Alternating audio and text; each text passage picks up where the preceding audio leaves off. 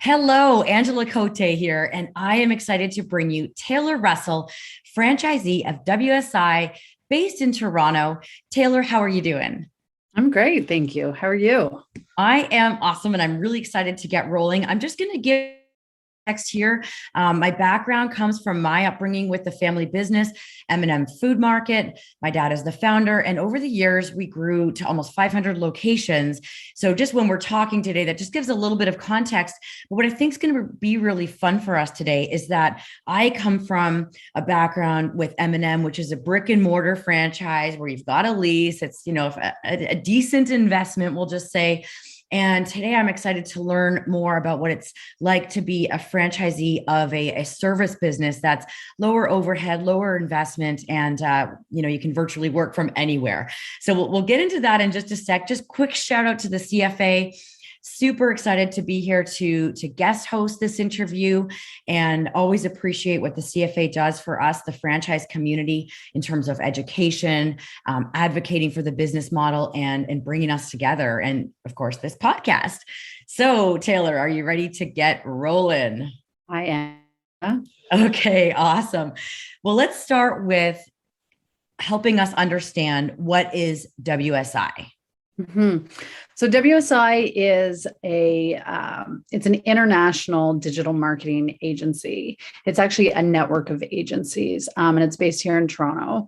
It stands for We Simplify the Internet, and it's been around for over 25 years. So really, it was created at the onset of the internet. So the company, in all of its experience, really kind of helped found the business, if you will, has seen the industry grow and change over 25 years across the entire world, where there are, thousands of ICs like myself. Yeah, super progressive. That it started as long at that time when internet, when people barely even knew what that was. So, and here we are, 2021 and still going strong. So very cool. So I'm curious why you chose this franchise opportunity. If you could speak to that a little bit. Mm-hmm. So prior to this, I was a business consultant, and that had me traveling all over the world, and was absolutely not the master of my own destiny. And I wanted to own a business. And having started businesses before, I know, what it takes and how long it can take to ramp up. And so this time around, I wanted to ramp up quickly, and I knew I could do that by joining a franchise. So that really was my motivation, to start looking at different franchise opportunities. I considered all sorts of different types of franchises. And really the exercise that I did was I wanted to kind of design my life and work backwards. So I really kind of looked into the future and say, what did I want to end up with? What did I want to work towards? And what kind of lifestyle do I want to have along the way? Because as many entrepreneurs know, you can start out wanting to have all of the flexibility and freedoms in the world being a business owner, but at the end of the day, you find that your business can end up running you. So that's something I certainly wanted to avoid. So, I basically, process of elimination, scratched out a bunch of franchise models that were kind of B2C, that required, working evenings and work and weekends. I have a young family, so that just wasn't something that I wanted to have to commit to. I started my franchise during COVID, and so I saw the risks involved with brick and mortar and how expensive a commitment like that can be. So, again, that B2C model sort of was out. And I wanted something that allowed me to have the flexibility to move around. I've been traveling my entire life. I love to work from our cottage in Muskoka when I can. I just came back from Mexico, where, I brought my computer and had a couple of very important meetings, spoke with clients while I was away very easily. So that was important for me as well. My husband and I want to try and leave the country every April and work from abroad for a month or so. So I wanted a business that I could have the flexibility to do that with. And I think finally what became important to me is I wanted to work really hard on the business development, actually work with a business where I could have repeat clients. And with digital marketing, you work really hard to get clients. And then the idea is you keep them on retainer. So you're building an asset. And that was really, really appealing to me. I chose digital marketing because I have a marketing and communications background, but it was always very much in traditional media. And I really like the fact that digital marketing is measurable. And I really like to be able to bring those tangible results to my clients. It's very fulfilling. And help them build their businesses. And like I said, I've owned a couple of businesses before. I understand how difficult it can be to find a digital marketing person who understands business, who speaks my language. So that was really important as well. And when I met with the people at WSI, there was no doubt. I mean, the company is so wonderful. They're so accommodating. The education, the support that they provided in the onset and continue to provide is just, beyond words. I feel like I'm a business owner and I have the flexibility to kind of take my business where I want, but I'm still part of this larger organization and have all of the support, that you can get from being part of a larger organization that I didn't have being, a solopreneur before. Mm-hmm. So I think those are kind of, I know that was a bit of an answer to a question, but it was a long answer, but a good answer. I got a lot of nuggets from that. So nuggets, no pun intended, right? M&M chicken nuggets. But what I want to just really kind of double click on here is that you were, and this is really for our audience that anybody that's thinking of becoming a franchisee to hear this, that you have owned businesses before and saw the value of becoming a franchisee because of the challenges and you love the idea of being part of a network and all that. So it's very interesting. A lot of franchisees become franchisees because they've never been a business owner and they want help and support, and you actually experienced it and said, and I like that idea, even though I could do it on my own. There's a lot of kind of weight to that, and also that I think it's important for people to know that you don't have to have owned a business before, but in your case, it helped you. It just helped you with the clarity of what you were looking for.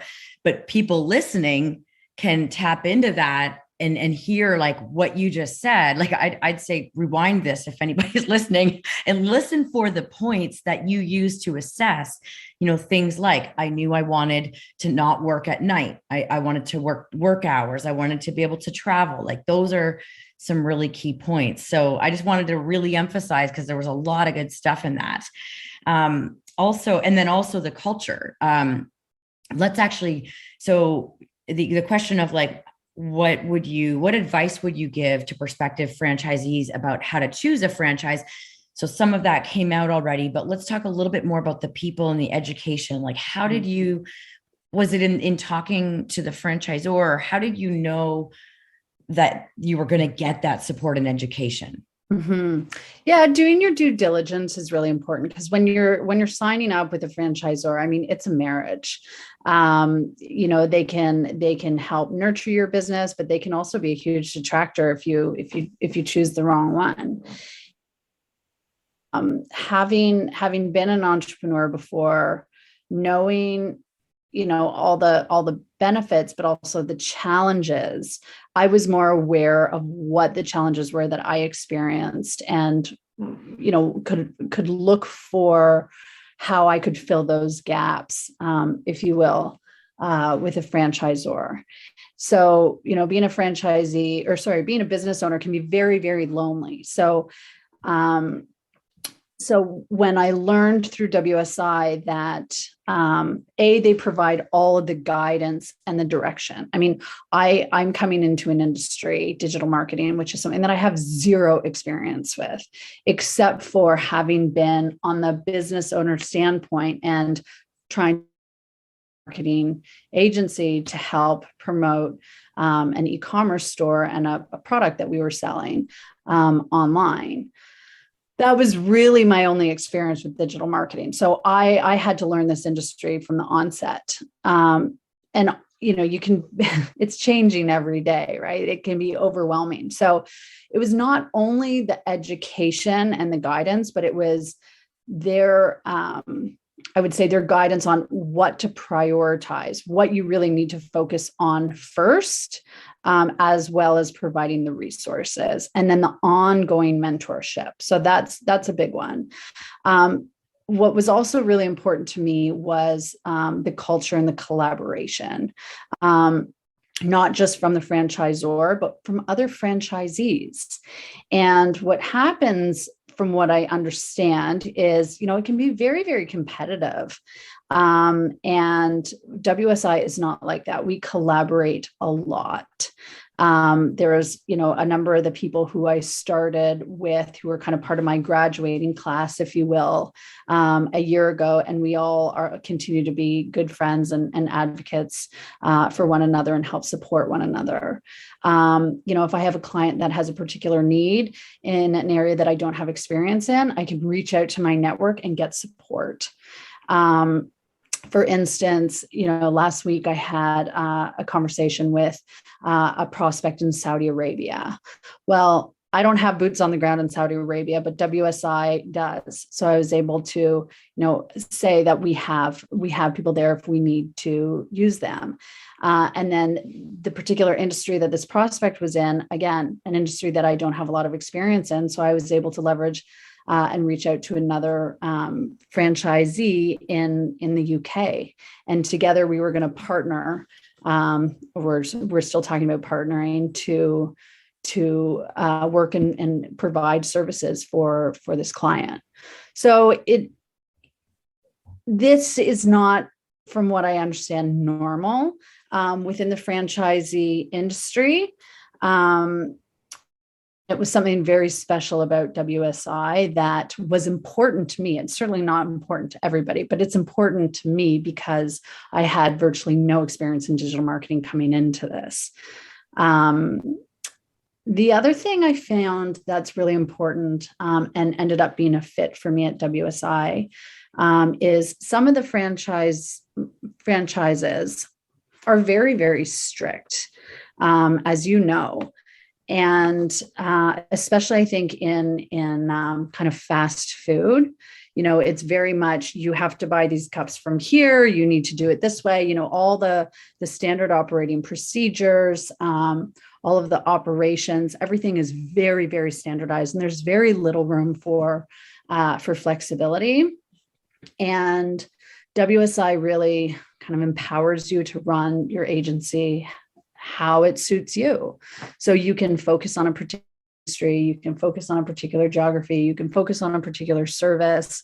You can hire 20 people and do everything in-house, or you can leverage the vendors within the WSI community to services, and as the owner act as more of the project consultant, and dealing, being at the forefront with your clients, understanding their needs and figuring out how to solve them. So that flexibility was really, really important to me. And again, that's something that I found in WSI, but I had the benefit of really doing some deep diving into, myself, and I spent a lot of time talking to other franchisees. And I think that is hugely important. In WSI. In WSI. But I also spoke with other franchisees of different, so understanding, kind of, I think this is one of the most important things to do. And this was all, at the onset when when I sort of made the decision that I wanted to own a franchise, I went and I contacted everybody in my network that I knew. First of all, that was a business owner. So I could compare being a business owner to being, a franchisee. And then all the franchisees that I knew, understanding the benefits and the drawbacks. What are the challenges that they experience? What suited them really, really well. And then just, really being able to compare that to my experience, and knowing my own likes and dislikes. It really helps with the process of elimination and trying to figure out what it is that you're doing. And I would definitely highlight that you don't have to be an expert or have any experience on the business in order to start a business in that area. If you join a franchise, because they teach you pretty much everything that you need to know. And then obviously, how you can learn more on your own. Mm-hmm. You mentioned that you have, but not digital marketing. And so just highlighting a couple things there, the flexibility. What's interesting about that is that some people really crave that, right? And that ability to be creative. And I think there's other people that would be looking for the more standardized system. Just tell me what to do. I just want to kind of go and follow the recipe for success. Whereas others of us, because I'm one of them too, want to be able to tap into my creativity and have a little bit more variety in life. So that's actually a really great point. When you're looking for a franchise, assess introspectively what's more your style. And also I just want to really emphasize the culture and the collaboration. That's awesome to hear. I know the company fairly well and various people in the company. And I know there's a real emphasis. When I say the company, I'm thinking also of the parent company group and Monahan, or co-founder of WSI, who's an amazing person, and how much emphasis that they put on culture and good leadership. And I always say, why wouldn't you leverage the collective wisdom of this built-in network of people that are running the same business? So I'm really excited to hear. It sounds like they're doing a great job of helping you collaborate with other franchisees, so you don't have to reinvent the wheel and figure things out on your own. Absolutely. And I can't stress that enough, as far as being able to ramp up your business quickly. I mean, if I were to do this on my own, I wouldn't be I wouldn't have made a quarter of the progress as I have, having the support of the mentors, of my fellow ICs, of the network, et cetera. And I would also say, something, this is part of the culture as well, is WSI, I really feel valued and listened to as an IC. So when I give feedback, I can see how it's being utilized, because they constantly want to improve. And that is big, because again, you can hear some nightmare stories about how, franchisees are absolutely butting heads with the franchisors because, they feel like there's an injustice and their needs are not being met, and their wants are not being heard. So yeah, I definitely, take my hat off to WSI and their leadership in creating the culture that they've created, especially for a company that's as large as we are, being able to maintain that as well. Yeah. How many agencies are there across the world? You know what? I don't know, but I know it's thousands, like literally in every country you could possibly imagine. So it's unique. We operate in a number of different languages. And again, that's huge for our clients, who often are multinationals who are operating and want to market to different markets around the world. So I have a lot of international experience. I didn't want to make my agency entirely local. So again, I have the freedom to reach out to previous contacts that I have in countries all over the world and work with them. So yeah, it sort of checks the box as well. Yeah. And I just a real important point for people that are listening. One of the key things that it sounds like you did in determining whether this was the right franchise for you is talking to the franchisees in advance. And when you say you feel heard, that's music to a franchisor's ears, because I'd say the number one frustration I hear from franchisees when I have conversations in different brands is that they don't feel heard. And it's not easy to figure out as a franchisor how to make franchisees feel heard. So yeah, big shout out to WSI for having that, having created that culture. So let's sort of switch a little bit more to you now. We've given props to WSI, but I really like, I like your background is really interesting that you came from marketing. Now you're doing digital marketing. Can you help us understand a little bit more? What is your unique selling proposition, and explain what is a unique selling proposition for people that might not know that terminology? Mm-hmm. Yeah. So again, I would say, in speaking with people who are considering joining a franchise or people who are considering starting a business, period, is, maybe where you want to be, you have to determine how you're going to be successful.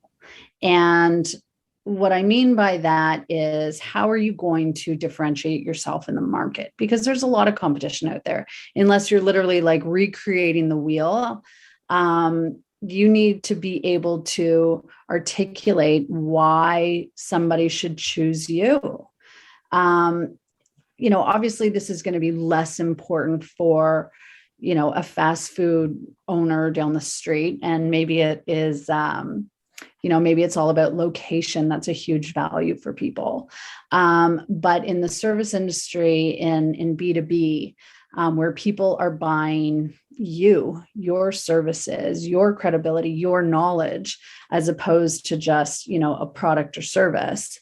But even for stores, it's really important to have a unique selling proposition. So what I mean by that is really it's twofold.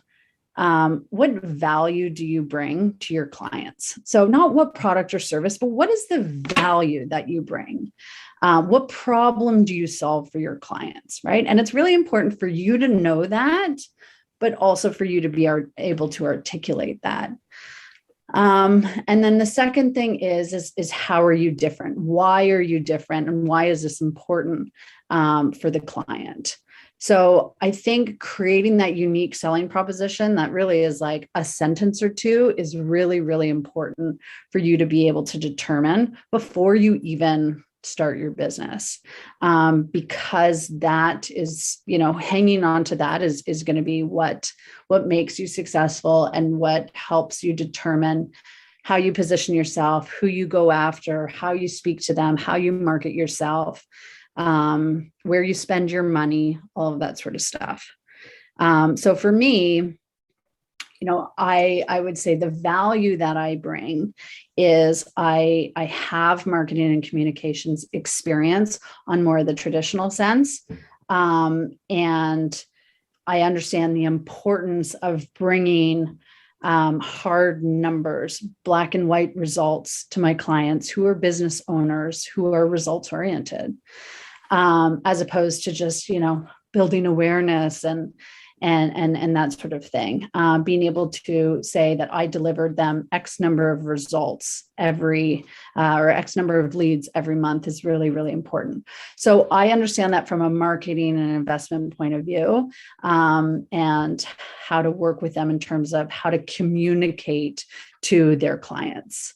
The second thing that I bring is I've been a business consultant and I have an MBA.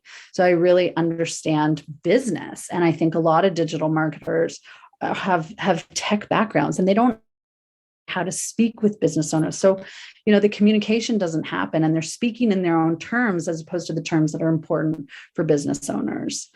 And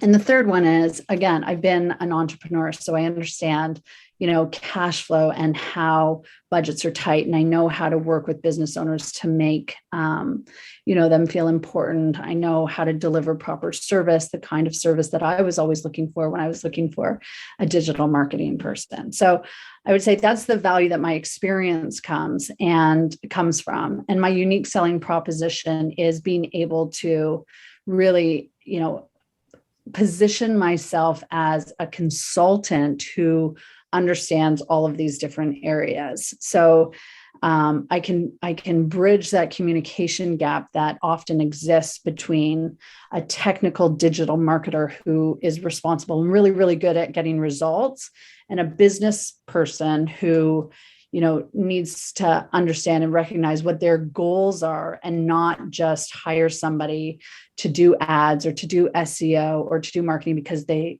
feel that that's what they need to do. So it's identifying what the goals are specifically, and then how translating that into tactics in order to achieve those goals. I don't know if I've explained myself very well there, but No, that's great. I like summarized it in a sentence or two. Oh, that was great. I think, when it comes to, I wholeheartedly agree and believe in being clear on what value you bring and what sets you apart. And just to kind of simplify, I was like, oh my gosh. And by the way, I'm not a franchisee of M&M anymore. And my dad sold the company. So I'm not trying to promote M&M. I'm just drawing on experience here. But the value was the like the time that we were going to save people, like that we saved people because the food was good. And so it was the convenience, really. That was, I would say, what the value was. And then the differentiator was our service in the store, that we'd help you put meals together, because you could go get those products, similar products at grocery stores and Costco nowadays.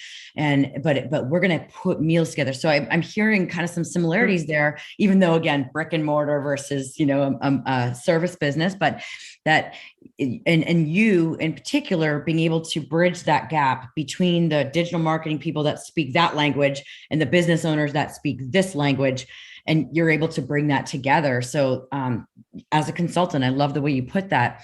And just to clarify, who is your ideal target market? Who do you work with? So I would say, kind of my sentence or two when I talk about what I add, or my unique selling proposition, is that I work with business owners and marketing teams of small and medium-sized enterprises to help them generate leads for their businesses and build their brand reputation using digital marketing tactics in order to build their business. Perfect. Okay. So yeah, got it. Small business owners and small to medium. It sounds like you're saying. Yeah. And I work with B2C companies. I work with a lot of B2B companies as well, local companies who are appealing to, obviously like a tighter market, as well as international companies that are, dealing with clients all over the world. So it's a pretty wide breadth of clients that I have. Got it. Okay. So I'd like to switch a little bit gears over to, we did talk about this a little bit already, but work-life balance. So it sounds like part of why you're doing what you do now is, well, it is not just part of it, is that balance. So what is something you can say that you've learned about creating work-life balance? Well, this is something that I honestly, I really had to figure out a long time ago. And then I kind of went through a bit of burnout as well. But, before COVID hit, and in my previous career, my previous life, I was always used to working remotely. So that working from home, I did project-based work in other countries. So I was living out of hotels for months and months on end. So I understand and had to figure out work-life balance pretty quickly. I think having a separate physical space is really, really important for you to be able to separate work from, the rest of your world. I think those people who set up their computers in their dining room are insane because then there's no separation. Don't ever bring your computer into your bedroom. That's a total no-no. So I think the physical space is really, really important. I also found it really important for work-life balance, but also as a business owner, where you have to change from, financing to marketing to sales to, you're wearing all these different hats that you time block. And, I work kind of with my clients on my actual work on Tuesday, Wednesday, Thursday, and on Monday and Friday, I'm doing a lot of admin work. This is kind of a rule of thumb that WSI uses as well, or promotes, and it's a great solution, because that way you're dedicating time every week towards marketing. You're dedicating time every week towards, your accounting and making sure your books are updated and that sort of thing. So I think that's really, really important. As far as, additional work-life balance stuff, I left my last company because I had a baby. And I was never home. So this allows me to be at home and go and travel with my family, but still, keep my ear to the ground and be there if there's any fires to put out. And then something that I did fairly early on is I hired help. Because one of the things that I really learned is important, is as a business owner, your job really is to grow your business and not to be working in your business in the operations. So I needed to do that for the first year to really understand how I wanted to run my business and put in standard processes, and that sort of thing. Reporting documents, and then I hired somebody to basically execute on a day-to-day. And so I have a project manager that takes care of all the details, so I don't need to get overwhelmed with that. And then I really focus on my clients, on growing my client base, on making sure my clients are happy, on making sure that my bills get paid and we get paid, and all of that sort of thing, and any marketing that we choose to do above and beyond kind of the regular day-to-day marketing that we're involved in. And that allowed me to step back and know that, things are being taken care of if I need to take a day off. And I'm pregnant now, so I've got lots of hospital visits, and I'm going to be going on mat leave for 3 months. And I have somebody that is going to be running the day-to-day operation. So that was a huge step.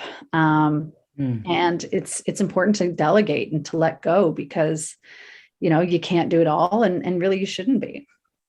Yeah, this is a really key point. So for anybody that's already a franchisee, this is a very common struggle that people have, is believing that letting go is going to help them grow. Like that actually getting out of working in the business is actually what it's all about, right? Like you didn't just buy yourself a job. You're trying to, it's an investment. I mean, it feels like that at the beginning, and it usually takes a little while till you can get to a point of removing yourself from the business. But the idea is to be able to, like, you don't become a franchisee so you can work 80 hours a week. You might do that at the beginning, but ultimately, it might take a little bit to get it up and running. But ultimately, most people become a franchisee because they want a little bit of flexibility and lifestyle. So just maybe kind of the last area we'll just go here is a little bit deeper into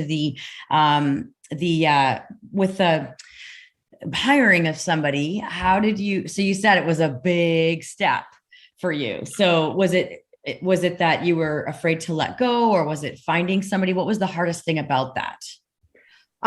It was a pain for somebody to work. Letting go of that, because when you're building your business, your take home's pretty small in the beginning.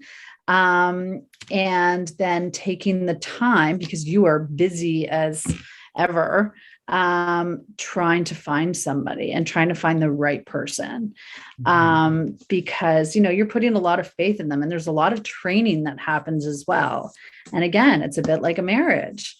So it's not easy. But I think you just have to do it and say, if it doesn't work out, then I started my hire on part-time, so that there wasn't a crazy commitment. And it was kind of like, all right, let's do this for 3 months and see if it works out for both of us, right? We both need to be happy. So, it's having clear communication. What do you want to get out of this? What are my expectations? What do I need? I think some of the best advice I've been given in life, but especially for a business, is write down all the things that you hate doing and then get somebody else to do them. Because if you hate doing them, you won't do them, or you won't do them as well. And they suck your energy. And if you can outsource all the things that you or delegate all the things that you don't like, you can focus on what you're really good at and what you love. And that really is the key to being a successful business owner. So that would be my biggest piece of advice. The other big piece of advice that I would have is there's this idea and a person that I've been working with who is a mentor about one-timing your business. And it's really, focus on where you spend your time on a day-to-day, and wherever you're spending your time, or whatever's taking up a lot of your time, figure out how to simplify that and standardize that. Whether it's doing a lot of responses of this, same types of emails, create a standard response, create those documents, spend the time up front. One time in your business is going to save you so much time and energy and aggravation down the line. Those are amazing tips. You're speaking my language when it comes to figuring out what are you good at? What do you love to do? Do more of that, because when you do more of that, you'll get exponential gains. And then also, you've maybe heard of this, but what was resonating with me is this idea of like, what can you delegate? What can you automate? When you talked about creating a standardized response, what can you eliminate that you're doing that maybe you don't need to do? And what can you simplify? Also you can elevate. So it sounds like you naturally are doing that, which is like a key success factor. So this has been incredible. I feel like we could keep talking for another hour about a lot of this good stuff, but I think there's been a lot of great takeaways for anybody, either that's already a franchisee or thinking of becoming a franchisee, to help them sift through, whether it makes more sense to go with a brick and mortar or a service model, and what things to reflect on about yourself.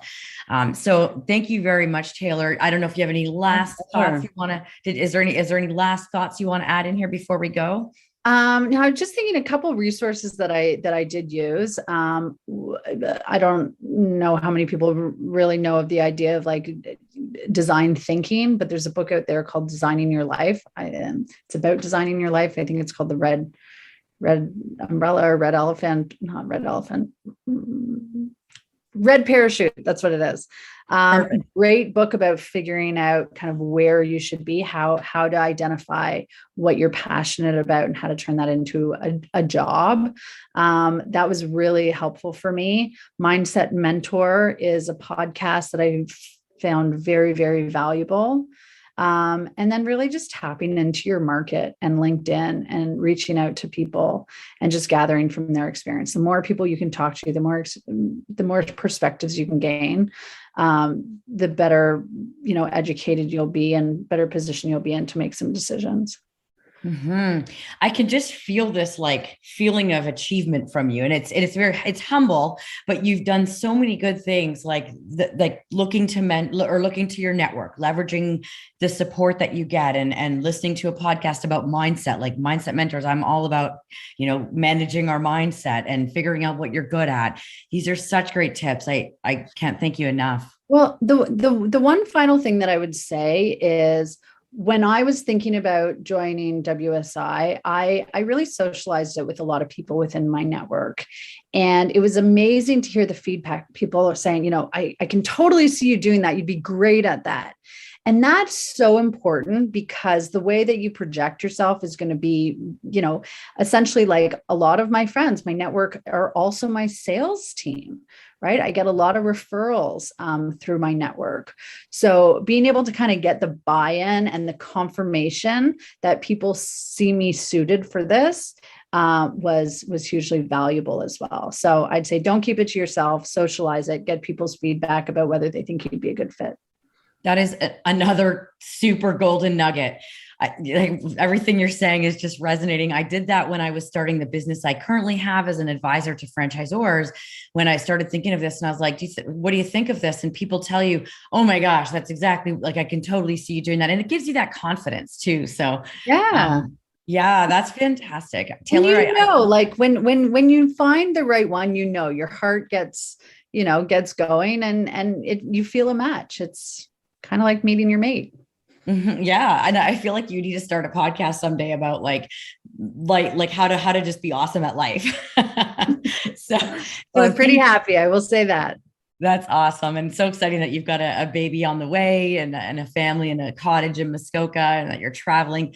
So thank you so much. I know this has been inspiring for me and I'm sure for the audience as well. We really appreciate your time and I hope that your day is amazing today. My pleasure. I've really enjoyed this as well. Angela, thank you very much for inviting me on. Always a pleasure to speak with you and hope to do it again sometime.